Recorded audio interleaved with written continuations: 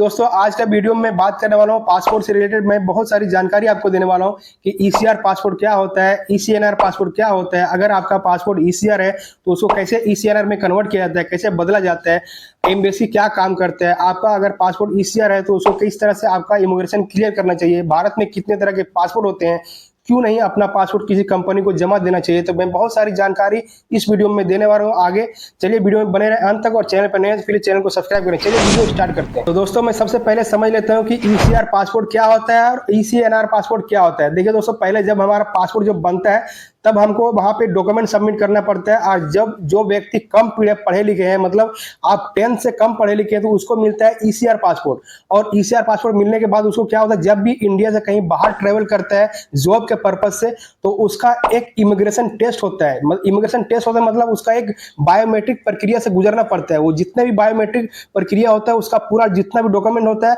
वो आपका एम्बेसीज को सबमिट करता है। वो एम्बेसीज आप पर एक अलग से नजर रखते हैं, और आपका जिस भी कंपनी में आप जॉब करने के पर्पज से जा रहे हैं वहां भी आपको कंपनीज को भी एक अपडेट रखती है। तो ये होता है इमिग्रेशन प्रक्रिया, ईसीआर का प्रक्रिया। अगर आपका पासपोर्ट ईसीएनआर है, इमिग्रेशन चेक नॉट रिक्वायर्ड, तो इसमें क्या होता है कि जब भी आप अपना पासपोर्ट बनाए होंगे तो आप अपना जो पासपोर्ट में जो दस्तावेज दिए होंगे वहां पे आपको अपना 10th का मार्कशीट लगाए होंगे, मतलब आप पढ़े लिखे हैं। तो आपका जो कैटेगरी आता है ईसीएनआर में कैटेगरी आता है। मतलब आप बहुत सारे लोग का पहले क्या होता है कि बाहर में जब जॉब के पर्पज से जाता है तो बहुत सारा उन लोगों को वहां पे जाकर शोषण होता था। इसके लिए ये रूल्स आया है कि जब भी कोई कम पढ़े लिखे लोग जब बाहर जॉब के पर्पज से जाएंगे तो उसका एक अलग से बायोमेट्रिक होगा, जिसको बोलते हैं इमिग्रेशन। वो इमिग्रेशन जितना भी होता है वो आपका एम्बेसीज को रिपोर्ट करती है कि इसका शोषण ना हो, कोई कंपनी इसको शोषण ना करे। इसके लिए अलग से उसका बायोमेट्रिक होता है। ऐसा ना होता है कि अगर आपका पासपोर्ट ईसीएनआर है तो ऐसा नहीं है कि एम्बेसी आपका नहीं सुनता है,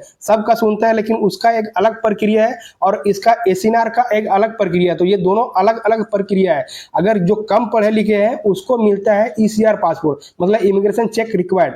अलग से इसका एक बायोमेट्रिक होता है दोस्तों। इसको जितने भी बायोमेट्रिक होता है वो सारा उसको एम्बेसीज को रिपोर्ट करती है। जिस कंपनी में वो जाता है वहां पे किसी तरह का कोई शोषण ना हो, इसलिए वो एम्बेसीज भी उसको आगे अपडेट करते। तो ये था ईसीआर पासपोर्ट और ईसीएनआर पासपोर्ट का मतलब दोस्तों। लेकिन ये जब भी होता है, लेकिन इतना प्रक्रिया जब भी होता है जब आप जॉब के पर्पज से जा रहे हैं। अगर आप कहीं इलाज के लिए जा रहे हैं या तो आप कहीं टूरिस्ट के जैसा आप घूमने जा रहे हैं, तो उसमें आपको इतना लंबा प्रक्रिया नहीं झेलना पड़ेगा। और अब मैं बात करता हूं कि ईसीआर पासपोर्ट को ईसीएनआर पासपोर्ट में कैसे कन्वर्ट किया जाता है। दोस्तों इसका 3 लीगल रूल्स है। पहला तो अगर आप इन 18 कंट्री में कहीं काम कर चुके हैं, उसका 3 साल का एक्सपीरियंस देके इसके बिहाफ पर आप अपना ईसीआर पासपोर्ट को ईसीएनआर पासपोर्ट में कन्वर्ट कर सकते हैं। तो ये था पहला नियम दोस्तों। और दूसरा नियम ये है दोस्तों कि अगर आप इंडियन गवर्नमेंट को इनकम टैक्स पे करते हैं, मतलब अपने कमाई का 2.5% जो जितना भी इनकम होता है उसका 2.5% अपना गवर्नमेंट को पे करते हैं, तो उसके बिहाफ पर 1 साल का जितना भी डॉक्यूमेंट्स है वो डॉक्यूमेंट दे के आप सबमिट करके अपना ईसीआर पासपोर्ट को ईसीएनआर पासपोर्ट में कन्वर्ट कर सकते हैं। और तीसरा नियम ये है दोस्तों कि अगर बहुत सारे लोग जो पासपोर्ट बनाते हैं वो कम एज में बनाते हैं, या तो उस समय वो मैट्रिक नहीं किए रहते हैं, तो उसमें उसका पासपोर्ट ईसीआर बनता है।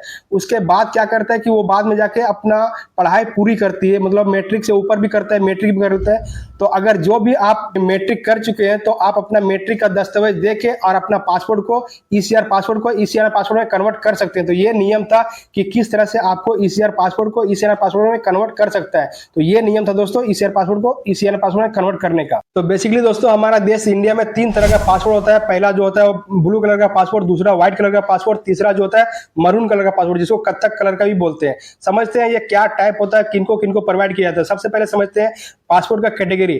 टाइप पी जो होता है ब्लू कलर का पासपोर्ट होता है, टाइप एस होता है वो व्हाइट कलर का पासपोर्ट होता है, और टाइप डी जो होता है मरून कलर का पासपोर्ट होता है, जो कत्था कलर बोलते हैं। जो ब्लू कलर का पासपोर्ट होता है दोस्तों वो हम आम नागरिक को प्रोवाइड किया जाता है बाहर ट्रेवल करने के लिए। और दूसरा जो होता है व्हाइट कलर का पासपोर्ट वो मिलता है जो हाई रैंक के जो अधिकारी होता है, जैसे कि हमारा इंडिया के काम काज के सिलसिले में जो बाहर विदेश जाते हैं उन सबको ये प्रोवाइड किया जाता है। उनको एक अलग सुरक्षा भी वहां पे मिलता है। और तीसरा दोस्तों टाइप डी जो होता है वो हमारा सेना के बल को मिलता है, मतलब आईएएस को मिलता है, आईपीएस को मिलता है, बड़े बड़े अधिकारी जो होता है, बड़े बड़े सोल्जर होता है, उन सबको मिलता है। जो हमारे देश के केस के सिलसिले में जो विदेश जाते हैं उनको टाइप डी मिलता है, मरून कलर का पासपोर्ट दोस्तों। तो ये था दोस्तों हमारा पासपोर्ट का कैटेगरी। और दोस्तों बहुत लोग के साथ ऐसा होता है, जब वो इंडिया से बाहर काम के लिए जाता है तो उसका पासपोर्ट जो होता है वो जब्त कर लिया जाता है। मतलब वो कंपनी रख लेता है, मांग लेता है पासपोर्ट कि पासपोर्ट, आपका पासपोर्ट दीजिए, मैं अपना सुरक्षा में रखेंगे। तो उनको सबसे पहले, अगर आपका पासपोर्ट कोई लेता है तो वो एक अनलीगल रूल्स है, ये पासपोर्ट आपका कोई भी रख नहीं सकता है। तो इसमें क्या करना चाहिए, जब भी आपका पासपोर्ट कोई मांगे तो सबसे पहले उसको बोलिए कि आपका जो भी कंपनी है उसका एक लेटर पैड में आप लिखिए कि मैं आपका पासपोर्ट ले रहा हूं और किस कारण से ले रहा हूं, वो रीजन भी आप लिखने बोलिए। अगर जैसे ही ये सवाल आप पूछेगा, वो फटाक से आपका पासपोर्ट रिटर्न दे देगा, बोलेगा ये तो पहुंचा हुआ आदमी है। तो इस तरह से जब भी आपका पासपोर्ट कोई अगर मांगता है तो सबसे पहले बोलिए कि आप हमको लिख के दीजिए कि मैं आपका पासपोर्ट ले रहा हूं और किस रीजन से ले रहा हूं, वो आप लिख के दीजिए आप अपने लेटर पैड में।